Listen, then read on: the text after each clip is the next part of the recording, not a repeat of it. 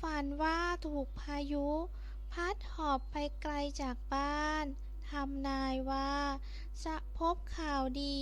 หมดเคราะห์มีการเปลี่ยนแปลงโยกย้ายที่ทำงานหรือได้รับตำแหน่งสูงขึ้นการค้าเจริญรุ่งเรืองดีเลขเด่น3เลข6รองเลขเด็ดเพื่อการเสี่ยงโชค36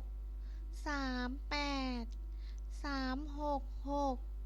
683 636